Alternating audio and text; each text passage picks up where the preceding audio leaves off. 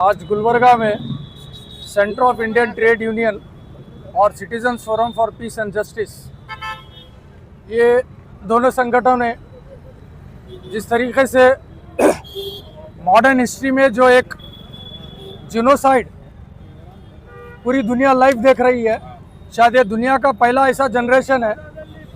We are the first generation in the world who are watching the genocide live.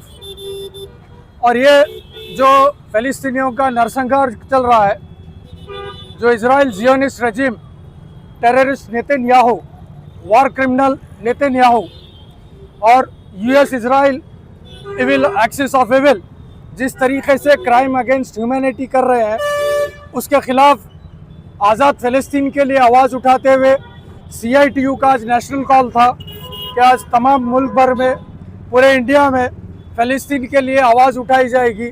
और जिस तरीके से anti India agenda के तहत अमेरिकन गवर्नमेंट, डोनाल्ड ट्रंप जो काम कर रहा है और जिस तरीके से 50% टैरिफ इंडिया पे लगाया है, इसकी मुखालिफत में आज CITU ने मुल्क भर में एक एहतजाज किया। इसी ज़मन में ये डिमांड करते हैं from river to the sea, यानी कि अगर मिडिल ईस्ट में पीस चाहिए, permanent peace in Middle East and the global peace, it is must from the river to the sea फ़लस्तीन शुड बी फ्री।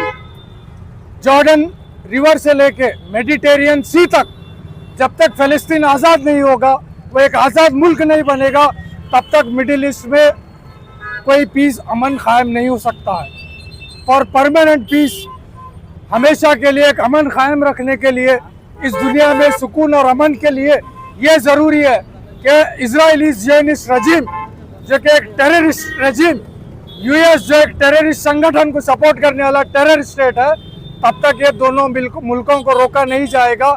इस दुनिया में अमन शांति कायम नहीं हो सकती है।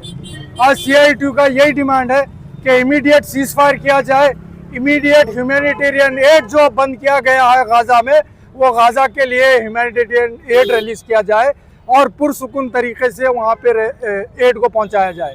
यही डिमांड के साथ आज गुलबर्गा तिम्मापुरी सर्कल पर डोनाल्ड ट्रंप और वॉर क्रिमिनल टेररिस्ट नेतन्याहू का पुतला जलाकर एहतजाज किया गया। हम हिंदुस्तान की गवर्नमेंट से भी यही अपील करते हैं, जो हमारा स्टैंड है शुरू से फ्री फ़लस्तीन, वो स्टैंड के ऊपर अपना काम करे। सिर्फ ज़ियोनिस्ट रजीम को सपोर्ट कर कर, ग्लोबल टेररिस्ट रजीम को सपोर्ट कर कर, ग्लोबल डिक्लेयर्ड टेररिस्ट नेतन्याहू को सपोर्ट कर कर, ये सिर्फ हम हमारे मुल्क के ऊपर एक इल्ज़ाम लेंगे कि हम टेररिस्ट संगठन का साथ दे रहे हैं। इसके लिए हम हिंदुस्तान की गवर्नमेंट से, गवर्नमेंट ऑफ इंडिया से भी अपील करते हैं, स्टैंड विद फ्री फ़लस्तीन, क्योंकि हमने भी गुलामी देखी है, हमने भी आज़ादी की जद्दोजहद की है, उसके बाद हमारा मुल्क आज़ाद हुआ है। आज फ़लस्तीनी अपने आज़ादी के जद्दोजहद में है, तो हम गवर्नमेंट ऑफ इंडिया से अपील करते हैं कि फ़लस्तीन की आज़ादी के लिए अपनी आवाज़ उठाते रहे। Thank you.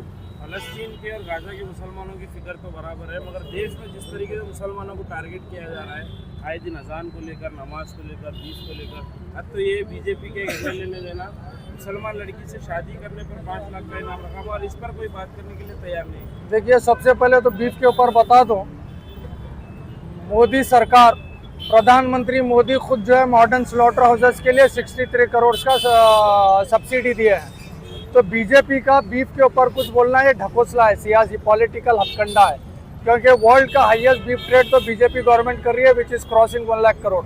और जो दूसरा सवाल था आपका, जो कि मुस्लिम लड़कियों से शादी करने का, तो सबसे पहले तो BJP RSS को अपने घर झांकना चाहिए, उन्होंने कितने मुसलमानों को अपने दामाद बनाए रखे हैं। उसके बाद आके फिर जो है कौन समाज में किससे शादी करेगा, उसका ज़ाती इख्तियार है। कोई मुसलमान हिंदू से शादी करना चाह रहा है, कोई हिंदू मुस्लिम से शादी करना चाह रहा है, कोई क्रिश्चियन सिख से शादी करना चाह रहा है, सिख मुसलमान से शादी करना चाह रहा है, हिंदू से, ये उनके ज़ाती चॉइस है। राइट टू पर्सनल लाइफ, ये उनकी पर्सनल चॉइस है। देखिए, ये हथकंडा है लोगों को भड़काने का। यतनाड़ जैसे नालायकों की बातों के ऊपर जनता आके सिर्फ वर्गला के माहौल ख़राब करने का उनका हथकंडा है।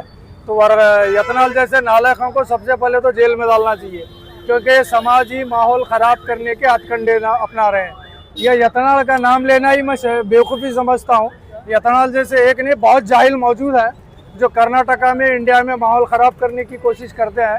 ऐसे नालायकों के ऊपर गवर्नमेंट को एक्शन लेना चाहिए।